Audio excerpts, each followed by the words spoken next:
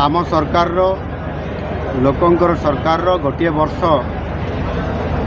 जो पूरण होती अवसर में गोटे वर्ष पूर्ति पालन करछि आम सरकार एवं सेथिपाई ओडिशार जनसाधारण को वार्ता देवाई लागू होइतिबा समस्त योजनार कार्यान्वयन उपरे अधिक दृष्टि आकर्षण करिबा पई एवं आगामी दिन में समृद्ध ओडिशा गठन करिवार जो स्वप्न अछि आम सरकार 2047 विकसित भारत गठन हम और ओडिशा ता नेतृत्व नब डबल इंजिन सरकार ये नेतृत्व जो सरकार चली से विशेष करिक माननीय प्रधानमंत्री नरेंद्र मोदी जी समाजर चारोटी वर्ग को चारोटी जाति को गुरुत्व देइछन्ति आ जो गरीब लोक मान को गुरुत्व देइछन्ति से गरीब लोक मान भितर आदिवासी मानकर भूमिका आज अधिक अच्छी सेमानकर जीवन जीविका सहित भित्तिभूमि आज नाही कहले चले से क्षेत्र में आदिवासी मानकर एक शक्ति समावेश ये सरकार रे आदिवासी को गुरुत्व दि जाउछि। आज आदिवासी को सरकार मुख्य सेवक हिसाब रे दायित्व दि जाइछि। आज अनेक आदिवासी विधायक मान को आज मंत्रिमंडल में सामिल करा जाइछि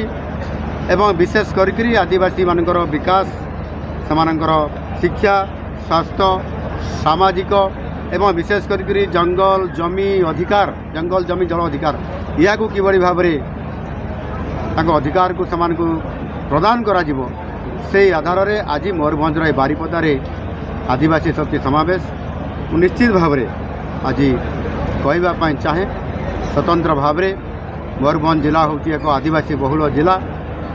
ये जिला एक पछुआ जिला हिसाब से गत सरकार या अणदेखा करथिले एवं सेथिपाई मयूरभंजवासी यार गत निर्वाचन रे जवाब देइछन्ति एवं 9 को 9 सीट विधायक आज भारतीय जनता पार्टी प्रार्थी मान को विजयी कराई आज 2 जन को आज मंत्रिमंडल में सामिल कराइबा एवं ये मयूरभंज जिला 3 जन एमपी जीतिबा एवं सर्वोपरि राज्यसभार सांसद मध्य ये जिलार प्रतिनिधित्व करने आज बड़ गुरुत्वपूर्ण आज आम सरकार नहीं एणु आज जो माने अनुन्नत जनजाति अच्छी पीबीटीजी ता भितर 2टी जाति मयूरभंज अच्छी एवं से भाव में जो माने आदिवासी अच्छी सेमानंकर सामूहिक विकास होगापाई आज जो प्रधानमंत्री पीएम जनमन धरती आबा उत्कर्ष ग्राम योजना एवं ता सहित आम सरकार मध्य